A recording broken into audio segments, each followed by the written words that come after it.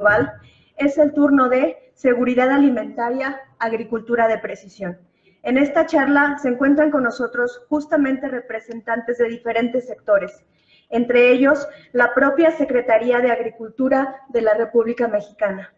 El presente módulo estará liderado por el ingeniero Juan Sebastián Delgado, quien es director general de SISTOP. El ingeniero Delgado es ingeniero en Comunicaciones y Electrónica por el Instituto Politécnico Nacional. Cuenta con estudios en Mercadotecnia y Finanzas en el Tecnológico de Monterrey. Fundó Grupo SISTOP, empresa enfocada a la generación de soluciones tecnológicas de alta productividad, orientadas a las tareas de topografía, geomática, cartografía y geodesia. Actualmente, con 17 años de experiencia, desarrolla y promueve las tecnologías geoespaciales en diversas áreas productivas, tales como catastro, reforestación, medio ambiente, desarrollo urbano. Ingeniero, le cedo la palabra. Micrófono.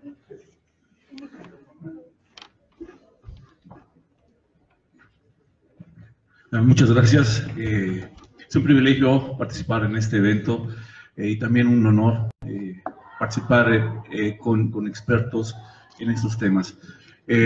Hoy me toca trabajar el módulo 2, que está relacionado con el objetivo 2 de la Agenda 2030, seguridad alimentaria y el punto de agricultura de precisión.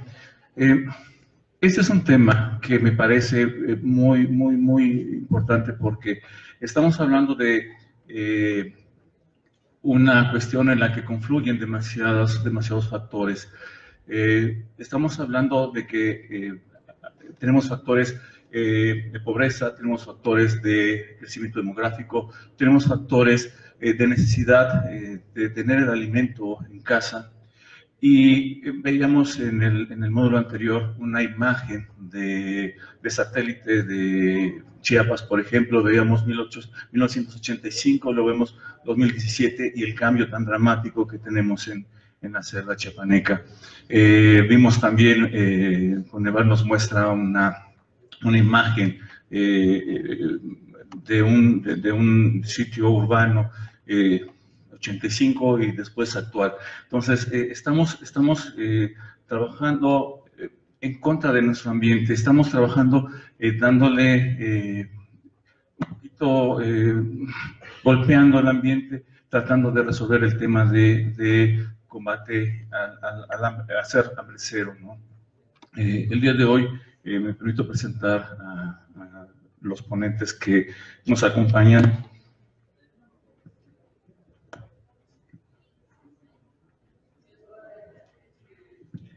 Nos acompaña la maestra Patricia Ornelas Ruiz, que es la directora en jefe del Servicio de Información Agroalimentaria y Pesquera. La maestra Patricia Ornelas tiene amplia experiencia en el sector económico y político, es licenciada y cuenta con estudios de maestría en Economía por la Universidad Autónoma del Estado de México. Es la actual directora en jefe del Servicio de Información Agroalimentaria y Pesquera, SIAP. Durante su gestión ha participado en diversos foros de nacional e internacional del sector agroalimentario, como el Foro de Cooperación Económica Asia-Pacífico. Es miembro del Consejo Consultivo de la Agencia Espacial Mexicana, AEM, y presidenta del Comité Técnico Especializado de Información Económica del Sector Agroalimentario y Pesquero. Anteriormente operó como directora general adjunta de información en la Coordinación de Asesores de la Presidencia de la República. Bienvenida, maestra. También nos acompaña el maestro Fernando Cruz Morales. Él es del Grupo Consultor de Mercados Agrícolas, GSMA. Fernando es un profesional con más de una década de experiencia laboral en áreas financieras y de política pública en los sectores agroalimentario, medio ambiente y energía. Es licenciado en Relaciones Internacionales en el Instituto Tecnológico y de Estudios Superiores de Monterrey y adicionalmente cursó con honores la maestría en Administración Pública y Política Pública. Posteriormente, estudió la maestría en Economía y Política Pública en la misma institución.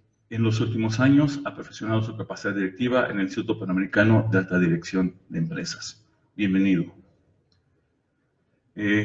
Y también doy la bienvenida al ingeniero César Segura Martínez, que es el coordinador de proyectos del Instituto Interamericano de Cooperación para la Agricultura, IICA. El ingeniero Segura es egresado de la Universidad Autónoma de Chapingo como ingeniero agrónomo, especialista en economía agrícola. Es también especialista en comercialización e información de mercados agropecuarios, con experiencia como consultora en la elaboración de metodologías e instrumentos para la evaluación de políticas públicas, sistemas de información de mercados agroalimentarios y evaluación de proyectos. Actualmente, el ingeniero Segura es coordinador de proyectos en el Instituto Interamericano de Cooperación para la Agricultura, adscrito a la Organización de los Estados Americanos, IICA, OEA. Ha desempeñado importantes cargos en la administración pública, entre los que destaca Dirección General del Servicio Nacional de Información de Mercados, SECOFI en 1998, Director de Estadísticas Agropecuarias, Centro de Estadística Agropecuaria, hoy Servicio de Información Agroalimentaria y Pesquera, en 1999 al 2000. Y ha sido Director de Mercados Agrícolas del Servicio Nacional de Información e Integración de Mercados, SECOFI, en 1995 al 98, entre otros. Muchas gracias, bienvenido. Bien, ya hemos visto hoy la temática. La temática es, los ponentes que hoy nos acompañan harán una ponencia de acuerdo a un tema que ya tienen planteado. Posteriormente de la ponencia haremos una sesión de preguntas y respuestas. Como mencionaba, la idea es hacer pensar y reflexionar. Yo espero que en este módulo podamos hacer ese ejercicio con ustedes, hacerlos pensar y reflexionar, y entonces poder tomar decisiones que nos ayuden a cumplir los objetivos que tenemos marcados dentro de nuestras organizaciones relacionadas con el tema de agricultura de precisión, hambre cero. Gracias. Entonces, sin más, por favor, maestra Ornelas.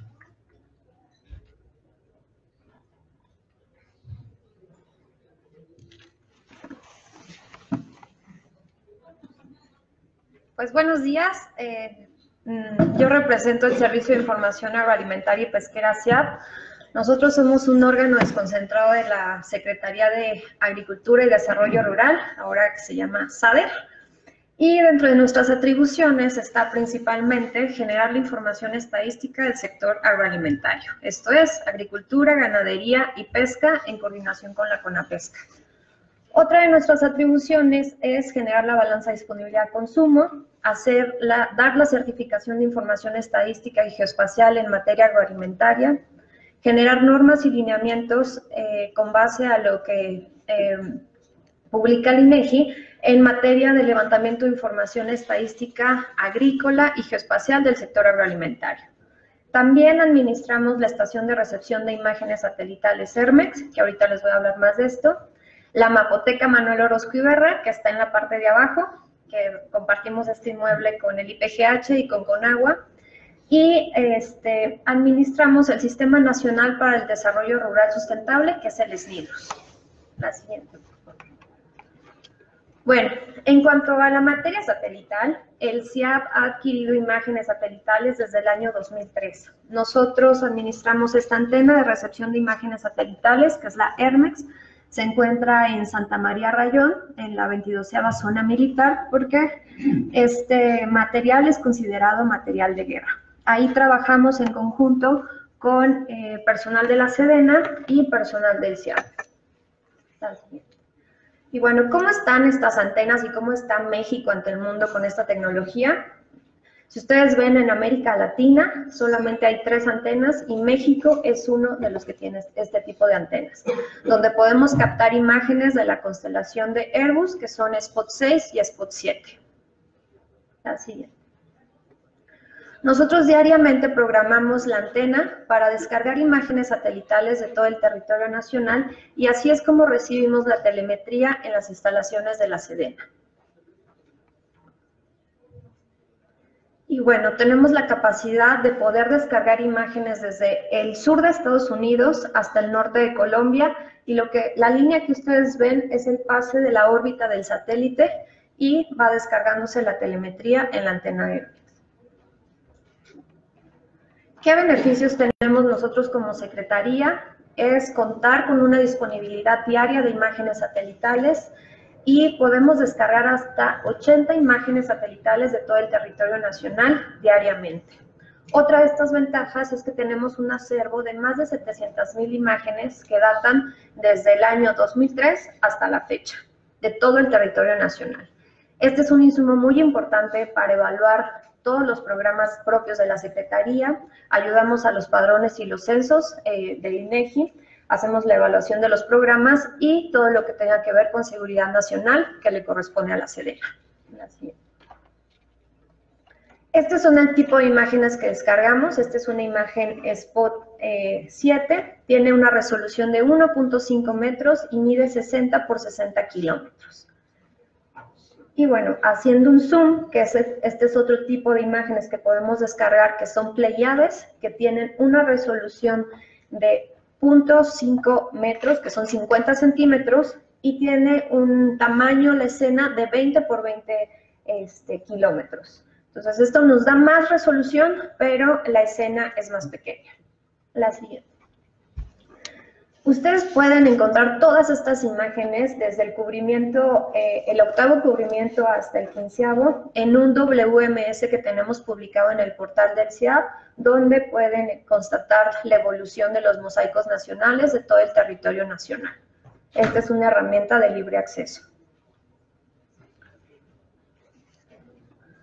Este es el ejemplo de cómo pueden entrar. Esta es una comparación de en Bacalar. Cuando llegaron los menonitas, hacemos una comparación del antes y el después y cómo han ido incrementando y se ha ido desmontando la selva en esta área. Otro ejemplo tenemos de zonas urbanas, cómo ha ido evolucionando el antes y el después. Antes había más cultivos y pues cada vez tenemos un reto como país de producir más alimentos en menos territorio. Esta herramienta, así como la observan, la pueden encontrar en línea en el portal del CIAP. Y bueno, con todas estas imágenes satelitales y con el acervo que tenemos, hemos realizado modelos digitales de elevación que nos permiten hacer este tipo de procesamiento con imágenes satelitales y tiene una resolución, igual manera, de 1.5 metros de resolución. Se hace con imágenes triestéreo, con lo que nos ayuda a hacer este tipo de modelos. Este es un ejemplo. Porque nos ayuda en la parte agrícola para ver cómo están las pendientes, hacia dónde va a haber escurrimientos de agua. Se pueden hacer muchas cantidades de estudios en estos modelos digitales de elevación. La siguiente. ¿Qué otro tipo de infraestructura cuenta el CIAP? Pues herramientas como los GPS de alta generación, estaciones de trabajo, es un espectroradiómetro, que más adelante les voy a explicar qué hacemos con esto, y sistemas aéreos no tripulados. La siguiente. Bueno, y nosotros le apostamos porque toda la información que se genere podamos compartirla con todos, que sea una herramienta que nos permita tener una interoperabilidad con todos. La siguiente. Estos son el tipo de GPS que utilizamos. La siguiente. Y bueno, estos son los vuelos que hacemos con los drones. Lo que nos ayuda a ver es el estrés hídrico, hacer estimación de rendimientos, como lo podemos ver en esta imagen. Este es un mosaico de 300 hectáreas, que es más o menos lo que nosotros calculamos o recorremos con aviones no tripulados. Y pues ya sacamos la identificación de las coberturas agrícolas, hacemos la estimación de rendimientos, el vigor foliar y todo lo que tenga que ver con cuestiones fitosanitarias se puede ver a través de estas imágenes y tienen una resolución de hasta 7 centímetros. Y aquí podemos hasta contabilizar cuántos árboles tienen y hacer un cálculo de los rendimientos que se obtendrían en estas huertas de naranja. También con estas imágenes de vuelos no tripulados, hacemos modelos digitales de elevación, lo cual nos ayuda con mayor precisión a identificar y hasta contabilizar cultivos y hacia dónde van a ser los escurrimientos, o si hubiera presencia de algún siniestro, qué parte sería la más afectada. La siguiente. Me voy a ir rápido porque hice una presentación un poquito larga y ya me están presionando con los minutos. La siguiente, por favor. Otro de los proyectos que hemos llevado a cabo en el CIAP es realizar curvas de nivel. Esto lo hicimos a través de, igual, aviones no tripulados. Es una herramienta que se le llama como K-Line. lo cual nos ayuda en un terreno donde no tenemos alta presencia de lluvia o no hay tanto, tanta agua, se hacen unas curvas de nivel para que se pueda captar la mayor cantidad de lluvia y esto ayude a los cultivos, a la ganadería y a toda la actividad que se realice en ese terreno. La siguiente. En el CIAP tenemos una base de datos o unas capas de información que son más de 500 capas de información, con lo cual podemos hacer inteligencia geoespacial con toda la información que se conjunta, ya que es una herramienta interoperable. La siguiente. Bueno, uno de los principales proyectos que realiza el CIAP es la estimación de superficie agrícola a través de percepción remota y lo hacemos para 4 cultivos, que es maíz grano, frijol, sorgo, trigo y en algunas otras variedades. Y lo hacemos a nivel de polígono. La siguiente.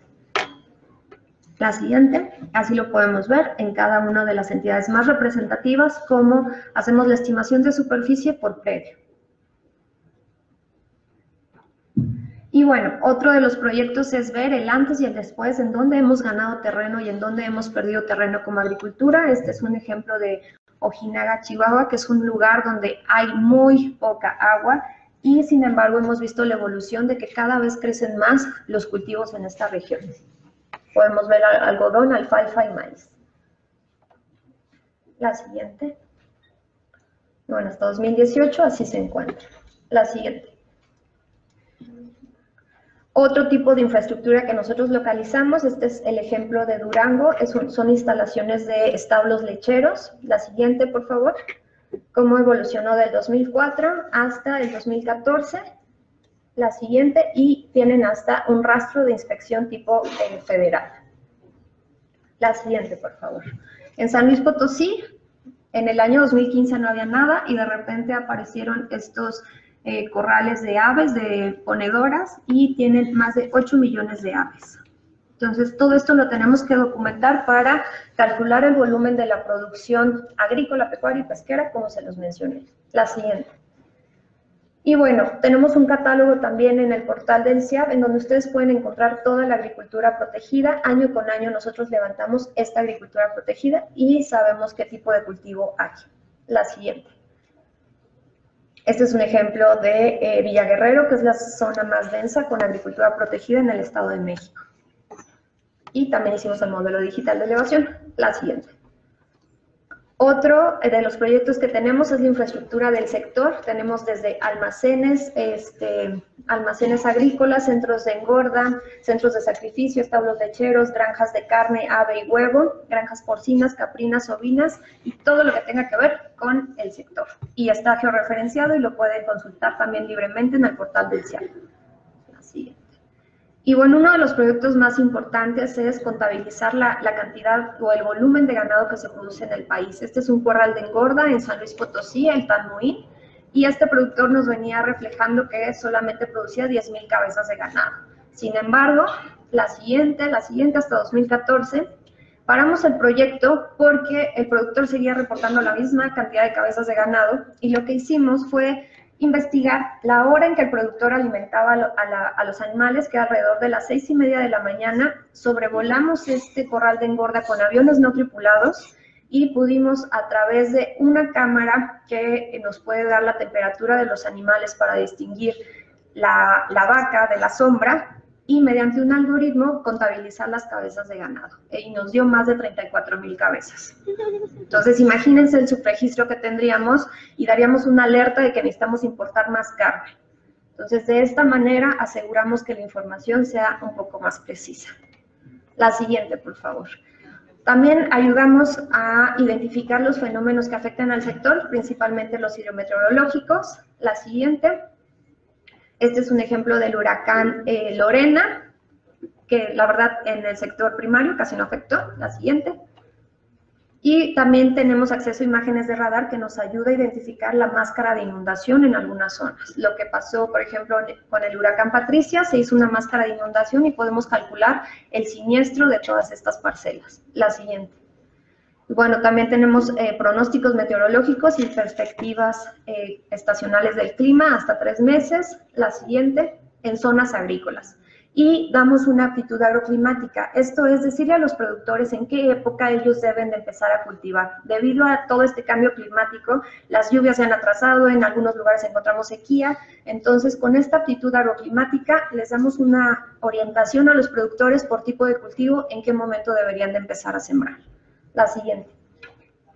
Tenemos un proyecto que son la biblioteca de firmas espectrales. A través del espectroradiómetro sacamos las fotografías de todos los cultivos en el territorio nacional y con las imágenes satelitales de manera indirecta podemos identificar en dónde caen estas firmas espectrales. Como México, ustedes saben que ahorita estamos pasando por una etapa difícil que no podemos tener acceso a todo el territorio nacional. A través de estas firmas espectrales podemos identificar en dónde caen estos cultivos. La siguiente.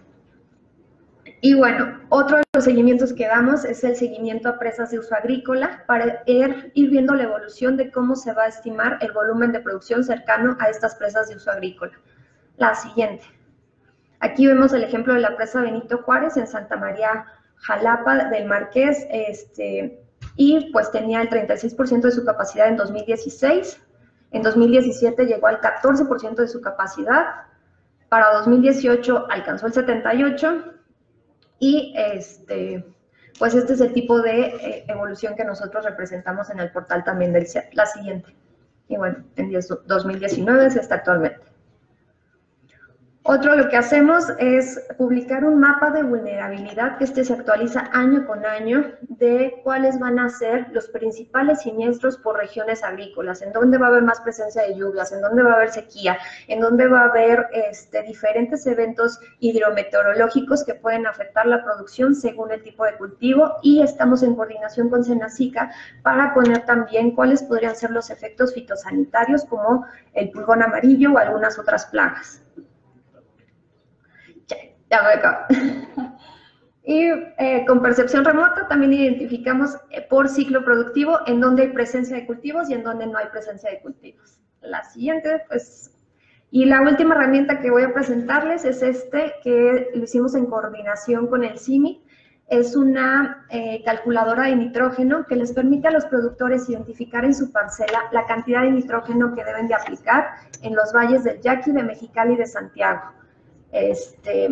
Pues el nitrógeno es un fertilizante que les ayuda a los productores, entonces les decimos qué cantidad y en dónde deben de aplicar este nitrógeno, y para esto esta herramienta es de manera gratuita. La calculadora se hizo entre estas dos instituciones. Y bueno, pues voy a dejar mi presentación hasta aquí porque ya excedí el tiempo. Muchísimas gracias. Muchas gracias. Muy interesante, bastante información, y apreciamos. Para continuar, seguimos con el maestro Fernando Cruz, que nos presenta el tema incremento en la productividad del maíz en el sureste. Adelante.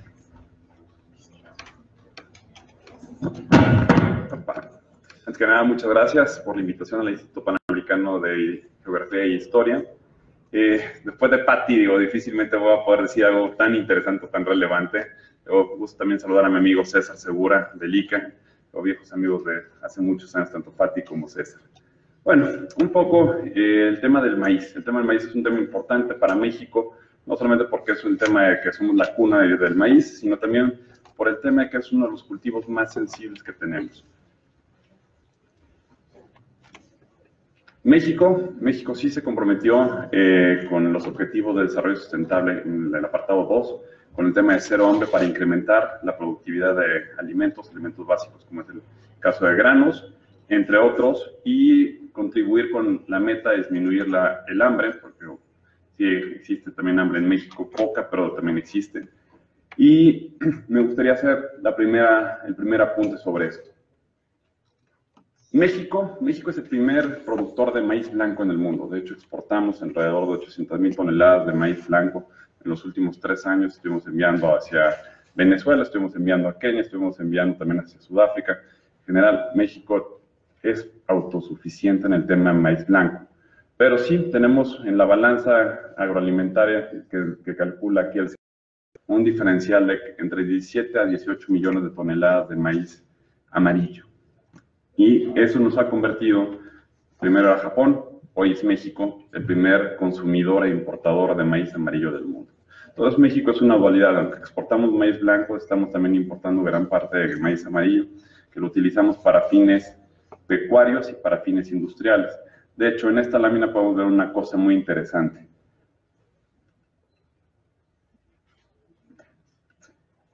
En el mundo, México está al revés. En lo que el 95% del mundo siembra maíz amarillo para usos industriales, para uso pecuario, México siembra alrededor del 88% de su superficie en maíz blanco. Maíz blanco sirve para las tortillas, para nuestras gorditas, para comer nuestros tamales, deliciosos todas las mañanas. Pero estamos importando por esa razón tantos millones de toneladas. Estamos importando, si lo vemos de una manera económica, simplista, estamos importando aquellos productos de bajo valor, que en este caso viene siendo el maíz amarillo, lo transformamos aquí, le damos valor agregado y lo devolvemos como cortes de carne, lo volvemos como también papitas de sabritas, entre otros tipos de productos. Entonces, eso es lo que estamos dándole valor agregado aquí en México al maíz amarillo, y es también estamos teniendo un intercambio comercial importante, principalmente con Estados Unidos en esta materia. México, si lo vemos como regiones, México tiene también una complicación en el tema de los balances regionales en la producción de maíz. Si lo vemos de este lado, tenemos que el noroeste es donde se produce, el noreste y noroeste es donde se produce el maíz blanco, algo de amarillo en la zona centro-norte, y tenemos un gran déficit en la parte de centro-occidente y en la zona sur-sureste. Como les decía, el balance es aproximadamente de 16 millones de toneladas el año pasado, 16 millones de toneladas lo que tuvimos de déficit.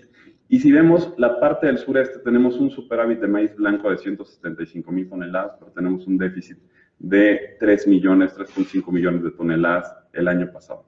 ¿Qué me quiero decir con esto? Que si el enfoque que tiene las políticas públicas de la Secretaría de Agricultura de desarrollar el sur-sureste, simplemente pues van a tener que enfocarse mucho y muchas baterías y mucho esfuerzo en la parte del sur-sureste. ¿Por qué? Porque existen cosas bastante asimétricas dentro de los mercados, en lo que Sinaloa tiene grandes superficies compactadas, que tiene gran cantidad de variedades de semilla híbridas y mejoradas que se aplican para el uso de la siembra del maíz blanco. En el sur-sureste tenemos variedades criollas, y de hecho me gustaría empezar aquí un poco el tema de por qué es tan relevante la información que se genera en el CIAP para la toma de decisiones en las políticas públicas de aquí hacia adelante.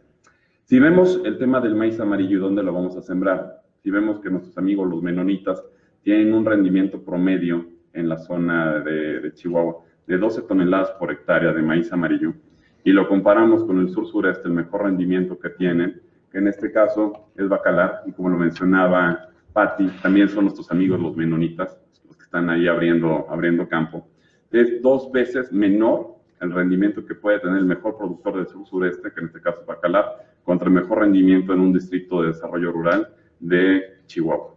Esto es importante, ¿por qué? Porque es información que realmente nos va a decir dónde tenemos que meter el acelerador y qué es lo que tenemos que hacer para que realmente podamos incrementar la productividad en el caso del maíz. En el caso de maíz blanco, mis paisanos en Jalisco, los de la Barca, pues tenemos muy buen rendimiento, tenemos también muy buen rendimiento en Sinaloa, creo que son de los tope a nivel internacional, pero si lo comparamos contra el mejor rendimiento en el sur-sureste, estamos entre 1.4 y 2 veces menores los rendimientos que se pueden tener en las mejores zonas. ¿Qué es lo que pasa? ¿O qué es lo que tenemos que hacer? Tenemos que incrementar tanto maíz blanco como amarillo en la producción. ¿Por qué? Porque eso va a beneficiar a toda la economía.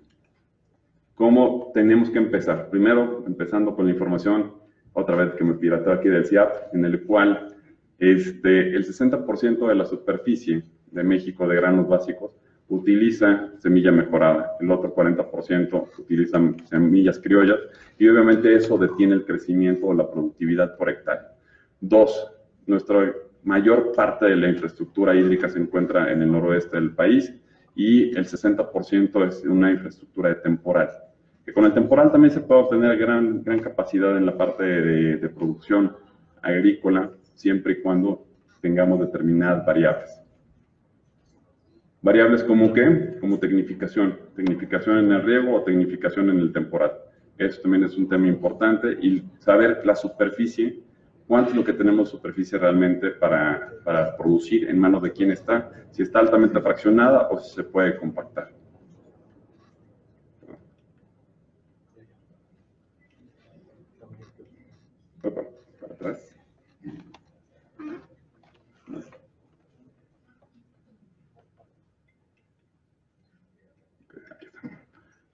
Importante también tener información fiable en el tema de maquinaria. El 19% de las unidades agrícolas que hoy tenemos en México cuentan con maquinaria propia. ¿Qué quiero decir con esto? Quiero decir que solamente alrededor de, eran 800,000 unidades agrícolas, en el caso de granos, contaban con tractores, contaban con una sembradora de precisión, contaban con formas para nivelar la tierra. Entonces es un tema, pues también que tenemos que empezar a prever de cómo vamos en el sur-sureste, que es donde menos infraestructura se tiene, cómo le vamos a dar este tema de mecanización, y más que mecanización, cómo vamos a incrementar el caballaje.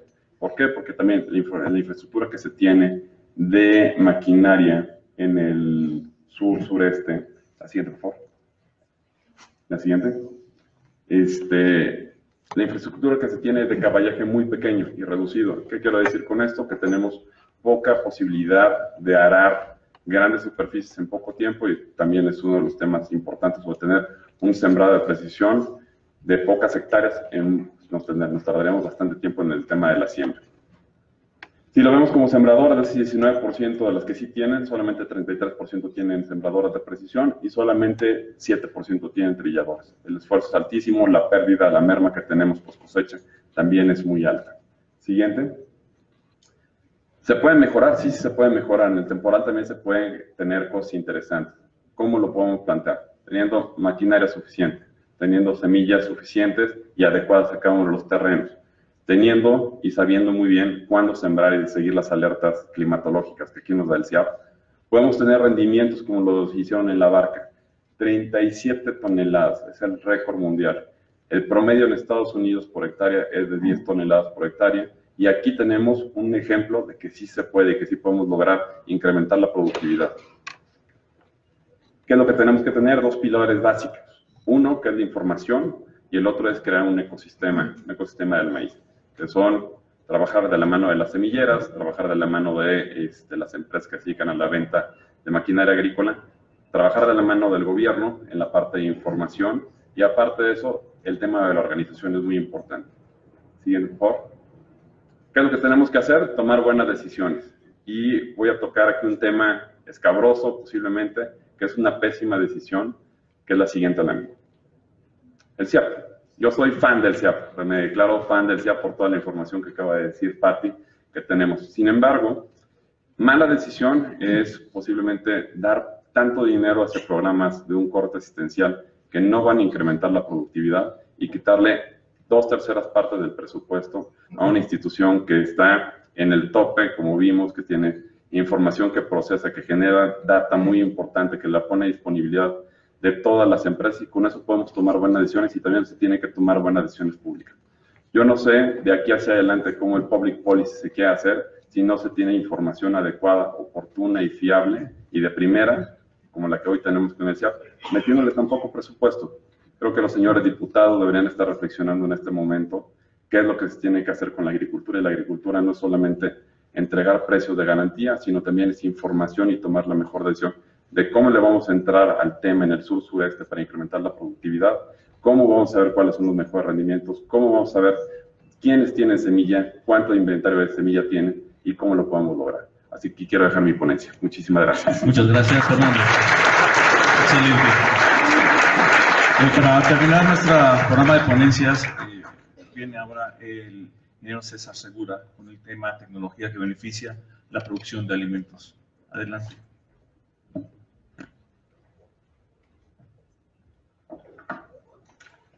Pues, sí, ya buenas tardes a todos.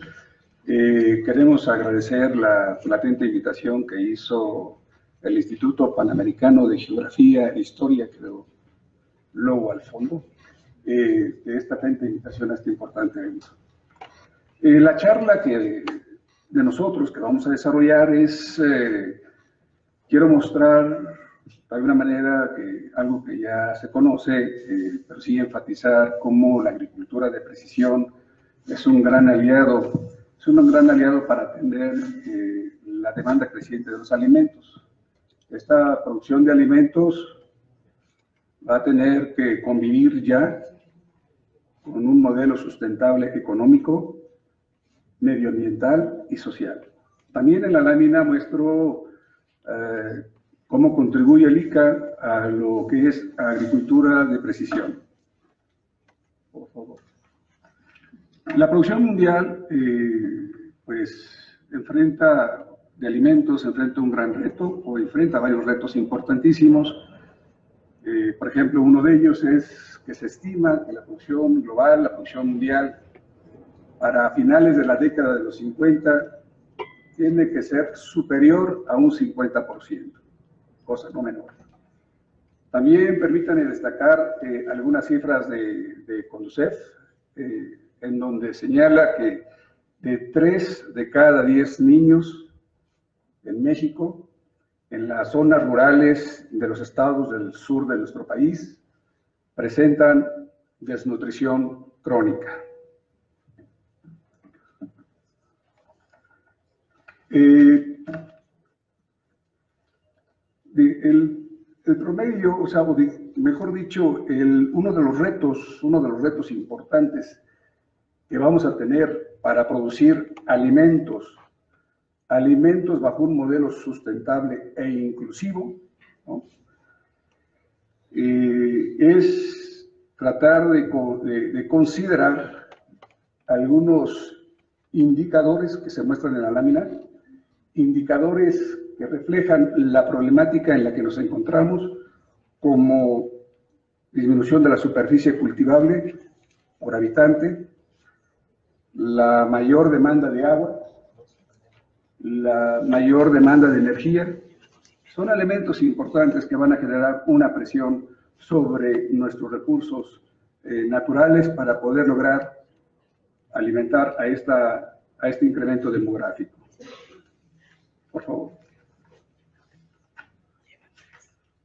Para producir alimentos de manera sustentable, sin duda se tendrá que prever la pérdida de la biodiversidad, el impacto climático que hay, la escasez de agua, la degradación de los suelos, la contaminación de agroquímicos al subsuelo y a los cuerpos de agua.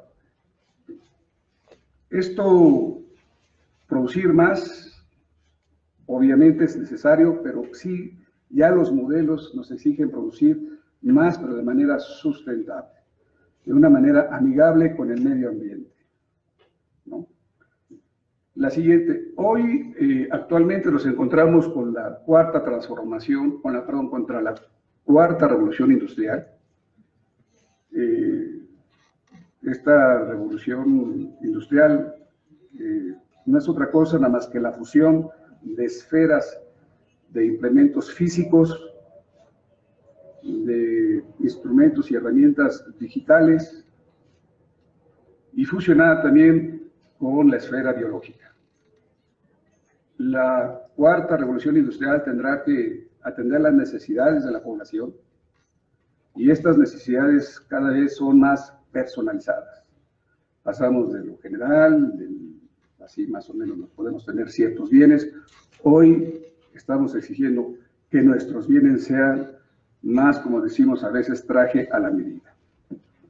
Y esto que evidentemente pues genera la demanda de tecnología que eficientice esta producción para atender estas demandas específicas. La siguiente. En esta cuarta transformación, cuarta revolución, todas las mañanas escucho el mañanero y se le queda la cuarta, pero es la cuarta revolución industrial, ¿no? Entonces, apelo a su buen juicio.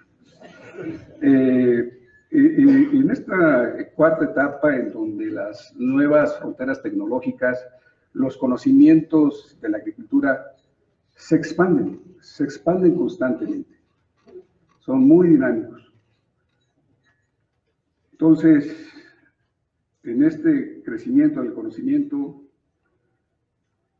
encontramos a lo que es la agricultura de precisión. Hay varios recuadros que representan metodologías, tecnologías, innovaciones, ¿no? Pero ahí está la agricultura de precisión, está la modificación genómica, está la generación de nuevos biomateriales, está la trazabilidad y seguridad, en fin, hay réplica de principios biológicos, modificaciones genéticas que ya lo había señalado, y la reducción de desperdicios, ¿no? En los mercados muchas veces esos desperdicios, conocidos como mermas, hoy la palabra es excedentes, ¿no? Entonces, ya pasando propiamente a definir lo que es la agricultura de precisión. La agricultura de precisión no es otra cosa que la aplicación, la optimización de la aplicación de los insumos, de los recursos, de una manera eficiente, y esto lo hace y es posible la agricultura de precisión porque cuando se aplica algún nutriente, porque cuando se aplica algún insumo, lo hace en el momento preciso, en el momento que se requiere. Pero además, la agricultura de precisión nos ofrece capas de información que nos permite identificar la variación que registra el suelo por textura, por topografía, por acidez, por humedad. Entonces, este gran aliado nos puede ayudar mucho a producir de una manera sustentable esta demanda creciente de alimentos. No obstante que en Latinoamérica hay países como Argentina, como Brasil, que traen pues un camino muy avanzado en la aplicación de la agricultura de precisión. En México hay regiones de estados como Jalisco, como Sonora, como Sinaloa, como Tamaulipas, como el Bajío, en donde se aplica agricultura de precisión. Y pongo algunos ejemplos. Tractores autónomos que maximizan las tareas agrícolas, plataformas digitales para optimizar el plan de aplicación de fertilizantes, en fin, podemos ver también servicios de imágenes satelitales para el monitoreo de cultivos, y todo esto para identificar deficiencias de nutrientes, para identificar presencia de plagas, presencia de enfermedades o niveles de humedad del terreno, entre otros muchos factores que influyen a la hora de estar sembrando y querer identificar momentos precisos de siembra y también ir dándole seguimiento al cultivo para que no caiga, por ejemplo, en algún estrés hídrico. La siguiente, por favor. En agricultura de precisión, uno de los grandes retos que observamos es todo este conjunto de herramientas, todo este conjunto de dispositivos, todo este conjunto de conocimientos que se produce y muchas veces se produce en áreas académicas, cómo transportarlo a nivel de parcela, cómo llevarlo a nivel de campo.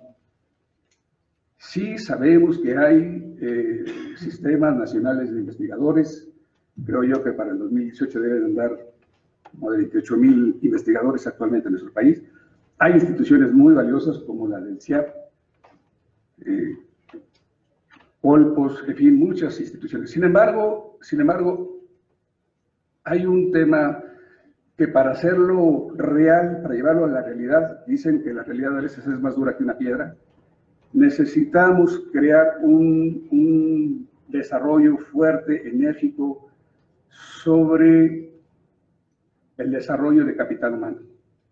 Gente que le agarre la onda, gente que le entienda y que pueda hablar el lenguaje del productor y que le pueda transmitir el conocimiento, que le pueda ser un facilitador en la aplicación de la tecnología. Yo creo que ese es uno de los grandes retos. Y es precisamente ahí, es en donde pone énfasis el ICA. El ICA generó un manual de agricultura de precisión y entra con un conjunto de preceptos. Menciono uno como ejemplo. La nueva forma de trabajar o fortalecer este esquema de trabajo es interinstitucional y es interdisciplinario. Mentira que un agrónomo va a llegar y va a saber todo. Mentira que un estadístico va a llegar y va a saber también todo. No, tiene que ser interdisciplinario. No existe ningún químico, ningún mecatrónico que pueda tener un espectro de conocimiento casi completo. Es interdisciplinario y es interinstitucional. Estamos institucionalmente muy acostumbrados a manejarnos verticalmente y hoy tenemos la fuerte necesidad de impulsar esquemas de trabajo horizontales, transversales, para hacer una masa crítica y poder impulsar esta agricultura de precisión a gran escala en nuestro país. En este manual se conforman o se toca 3 grandes capítulos. El primero señala un conjunto de herramientas que existen y cómo se utilizan estas herramientas para hacer un diagnóstico en la esfera de la producción. En su segundo capítulo se aborda la necesidad de un manejo integral de la información.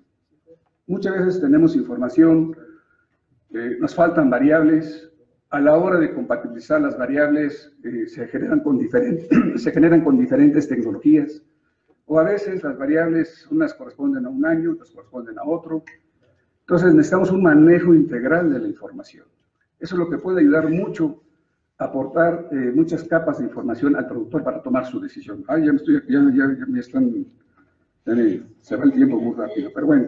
Entonces, eso es lo que conforma el manual que elaboró el ICA con Procisur. Y bueno, termino con algunas conclusiones. El crecimiento de la población y el cambio climático sin duda ejercen una presión sobre la producción agrícola y los recursos naturales. Es necesario optimizar el uso de fertilizantes, semilla, agua, mediante la agricultura de precisión, porque su aplicación se logra de acuerdo a los requerimientos que necesita el cultivo y que necesita el suelo. Y esto nos va a ayudar a reducir costos y también, en la medida que no apliquemos más allá de lo que necesita el cultivo, también nos ayuda a reducir la contaminación ambiental. México cuenta con grupos de profesionales especialistas en diferentes áreas: estadística, química, agronomía, inteligencia artificial, análisis para manejar Big Data, para transformar ese dato en información. Yo creo que este tipo de grupos de profesionales nos pueden ayudar mucho, no solamente a generar agricultura de precisión, sino también llevarla al campo, poder facilitar su aplicación. La adopción de la agricultura de precisión en México necesita varias cosas, pero puntualizo 2. Una es actualizar la normatividad, actualizar las leyes. Ahí hay trabas. Y la otra es, por favor, apoyemos que haya más apoyos para la investigación, que haya más apoyos para el desarrollo científico, que haya más apoyos para la información que se genera del campo, como la que hace el CIAP. Muchas gracias. Gracias, señor. Bien, por lo que hemos visto en las ponencias, tenemos material aquí para poder empezar a tomar algunas conclusiones. Lo que hemos visto, lo que nos ha mostrado la maestra Ornelas es que el país tiene mucha información. Están actualizando información, podemos visualizar lo que está sucediendo en el país respecto a los temas agrícolas y ganaderos.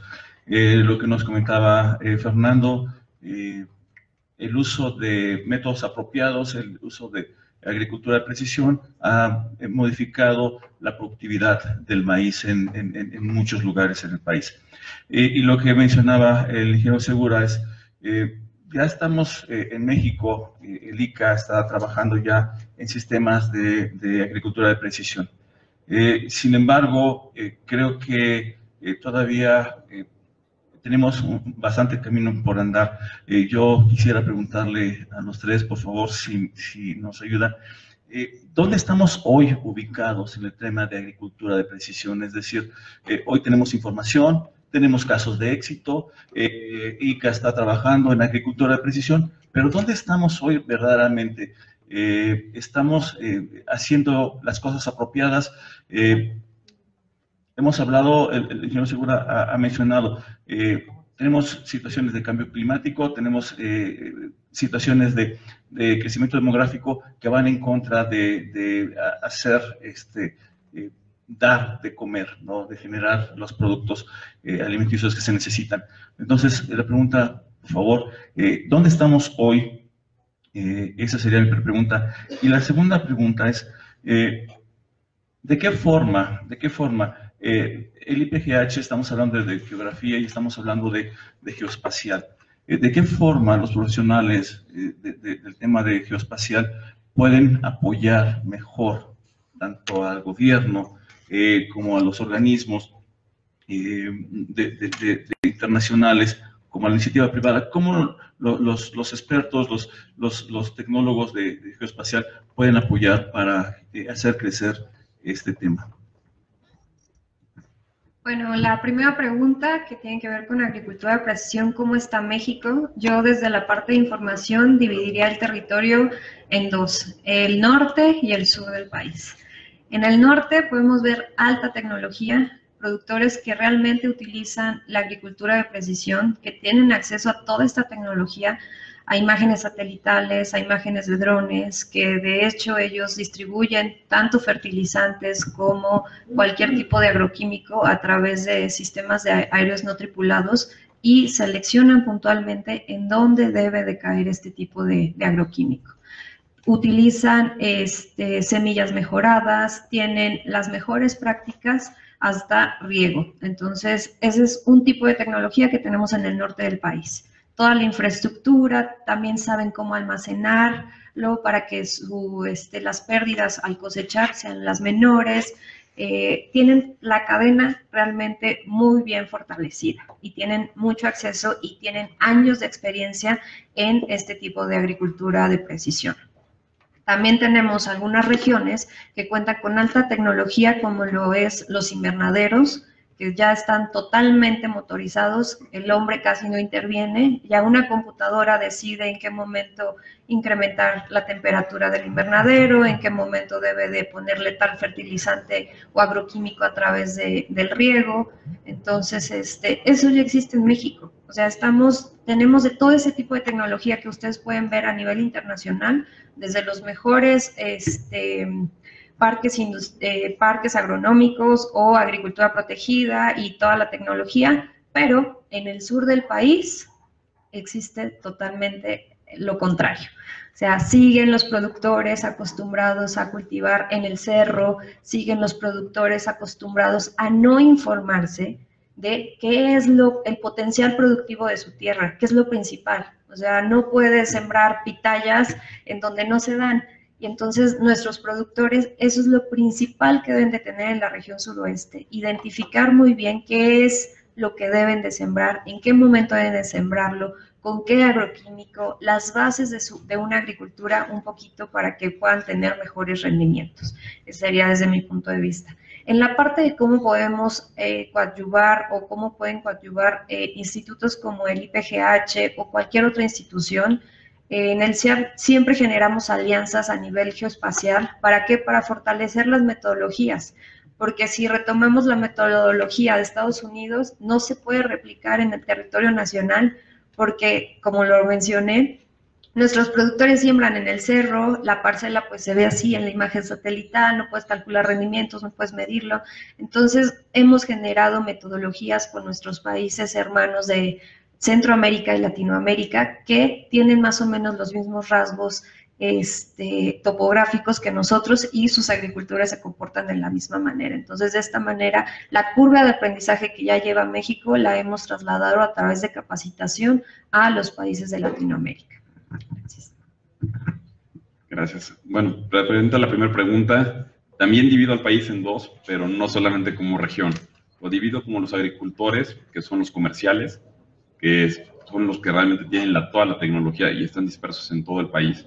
Y no solamente en el tema de granos, sino también en el tema hortofrutícola. El tema hortofrutícola, acabo de ver una plantación en Chiapas que está increíble, que todo tiene tecnología desde estrés hídrico, control de plagas, cuestiones satelitales para ver los rendimientos, para saber e informarse cuándo llegan los temporales de lluvia que pueden ser malos para la época de corte y la distribución y sacar la producción desde Chiapas hasta Estados Unidos y que dominan la comercialización a través de sistemas de código de barras y que tienen una cadena increíble de distribución. Yo creo que son los agricultores comerciales que están en toda la cadena, están en todo el país. Y tenemos al agricultor pequeño, al que todavía no es un agricultor de escala comercial, sino que puede ser uno de transición o uno de autoconsumo, que se encuentran también, eso sí, situados del centro y sur-sureste del país de una manera muy concentrada. Creo que México tiene esa dualidad, no solamente México, también gran parte de América Latina. Podríamos decir que posiblemente Brasil no, porque son grandes latifundios y están integrados de una manera interesante, y aparte de eso tienen otro tipo de políticas públicas. Pero sí, en el caso de México tenemos dos realidades. Tenemos los que son agricultores comerciales de talla internacional y los que son agricultores en transición y los pequeños agricultores. Sobre la otra pregunta, ¿cómo nos pueden ayudar en el tema para mejorar la productividad? Muy sencillo. Hoy en día acabo de ver el caso de una empresa en Perú que se llama Agrocasa, que toma y sus decisiones de producción y comercialización, todo esto con data driven. ¿A qué me refiero con esto? Cruzaron muchas bases de datos, estuvieron haciendo información, ahora sí que información econométrica, y tomaban cuál es la mejor decisión para adaptar variedades, productos a los agroclimas que tenían, y aparte de eso lo cruzaban con la demanda potencial internacional y los precios esperados, y sobre eso es lo que ellos planean y hacen su comercialización. Nacen desde Perú y llegan directamente a Florida, y de Florida se están expandiendo hacia todo el norte de Estados Unidos. México también lo podemos hacer. ¿Y cómo lo podemos hacer? Teniendo bases de datos e información disponible y que tengamos también los elementos tecnológicos o los sistemas informáticos adecuados para poder hacer ese data mining y poder tener la mejor decisión como en la parte productiva. Gracias. Mucho de la plática, y bueno, es que así está precisamente diseñado el foro, la participación, y así debe de ser, y es congruente. Yo creo que desde el punto de vista producción tenemos, y se ha señalado, información, estrategias, agricultura de precisión, pero todo esto, a final de cuentas, el fin, ¿no? Se pueden cruzar conceptos como soberanía alimentaria, como seguridad alimentaria, pero a final de cuentas es producir más, pero no producir más nada más por producir más. Lo importante es llevar este producto del campo en condiciones buenas, a precios accesibles, a la mesa del consumidor.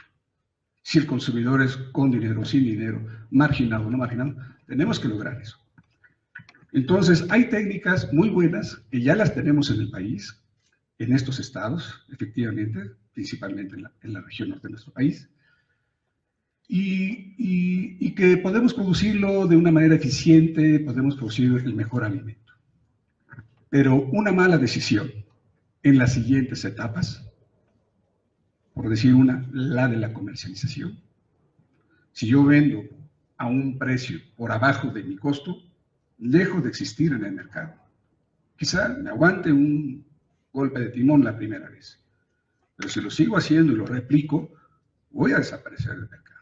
Entonces yo creo que aparte de considerar un conjunto de elementos que gravitan en este escenario de la productividad, de producir más, también hay que ver cómo estamos, por la pregunta que atinadamente hace el coordinador del panel, es ver cómo estamos en estos almacenamientos, estos centros de acopio. Porque lo que vale de un producto es cuánta vida de anaquel hay después de que se corta, después de que se cosecha. Eso es lo que vale de un producto. Y eso nos va a dar la cadena en frío, termoquines, transporte adecuado, centros de almacenamiento, para que llegue a la mesa del consumidor, como llegó ahorita el café que estábamos tomando. Eso es, creo yo, que en donde está una parte muy, muy débil actualmente, porque nuestro país anteriormente, hace muchos años, fue desmantelado en ese tipo de infraestructuras. Parece que me salgo del tema, pero es el mismo, porque no solamente es producir, no, es llevar ese producto a la mesa del consumidor en condiciones nutritivas adecuadas. Nadie compra una manzana podrida, o por lo menos hace lo imposible por no comprarla. Entonces, y Hay productos, sí, hay productos en los supermercados, pero a lo mejor están muy caros. Entonces necesitamos que también estén a precios accesibles. Entonces, por eso hablo, por eso señalé dentro de mi presentación el nuevo enfoque o fortalecer este enfoque de trabajar interinstitucionalmente, interdisciplinariamente. La Ley de Desarrollo Rural Sustentable es la primera ley de su país, horizontal. Siempre nuestras leyes han sido verticales, ¿no? Lo que diga el jefe, no, hay que hacer un grupo interdisciplinario de varias secretarías, de varias áreas técnicas, para poder lograrlo. Si no lo hacemos, pues el destino nos va a seguir alcanzando. Muchas gracias. Bien, gracias. Creo que se nos vino el tiempo encima. ¿Una pregunta? Adelante. No, recién preguntaron qué puede hacer el IPGH. Yo me gustaría decirles qué está haciendo el IPGH en este tema. Y hay dos puntualizaciones. En primer lugar, está enfocándose más allá de los gobiernos e integrándose con empresas para formar esa sinergia, y que al principio eran todas empresas mexicanas y ahora ya estamos con empresas fuera de la región. Eso Rubí está trabajando sensiblemente en ese tema. Hoy estamos hablando de 34 empresas que están colaborando entre ellas, compiten sí, pero también colaboran entre ellas, ¿sí? Entonces tenemos también empresas de Perú, de Argentina, de Brasil, que pueden colaborar, y la función del IPGH, ¿cuál es? Hacer de facilitador y unirlas en ese sentido, ¿okay? Y el otro punto es, no pasó desapercibido lo que tú expresaste de la reducción de presupuesto. ¿Cuál es la contra, por expresarlo de una manera, que tiene la información geoespacial? Que es intangible, ¿sí? O sea, cuando empiezan a decir, bueno, tenemos que repartir recursos, la información geoespacial es como, vamos a decir, la electricidad. No nos damos cuenta que la necesitamos cuando enchufamos y no la tenemos, porque no la vemos. Entonces, ¿qué está haciendo el IPGH en ese sentido? Está promoviendo estudios costo-beneficio. Es decir, por cada dólar que se invierte en información geoespacial, el costo-beneficio, el derrame que tiene sobre la sociedad es tanto. Los países, por expresarlo de alguna manera, que no, anteriormente cuando iniciamos no querían esa diferencia entre desarrollados, no desarrollados, etc. Pero voy a usar esa terminología, los países de primer mundo lo tienen. Por cada dólar que invierten, por cada euro que invierten en información geoespacial, tienen calculado el retorno que tiene el derrame sobre la sociedad. Entonces, cuando vayamos a hablar con los que toman decisiones, tenemos que llevarles sus estudios y decirle, mire, por cada dinero, por cada peso que usted invierte en esto se va a derramar en tal cosa y en tal otra. Entonces, eso me parece que tiene que estar en nuestra cultura. Y yo soy extranjero, hace 1 año y medio que estoy acá en México, y yo te diría que no hay 2 Méxicos, hay muchísimos Méxicos, ¿sí? Y cuando acá hablan de la información geoespacial, la Internet, la pregunta es, ¿la Internet llega a todos lados? Entonces, no podemos tampoco tomar una mentalidad desde, no quiero usar el término burócrata, pero un tecnócrata, y desconocer la realidad que pasa en el interior profundo de cada uno de nuestros países. Y México es una potencia, igual que Brasil para América Latina. Siempre se ha escuchado. Y ser potencia implica deberes, pero también implica derechos, pero también obligaciones. Y México también tiene que brindar una mirada hacia el sur de América Latina, ¿sí? Eso era lo que yo quería expresar. Muchas gracias.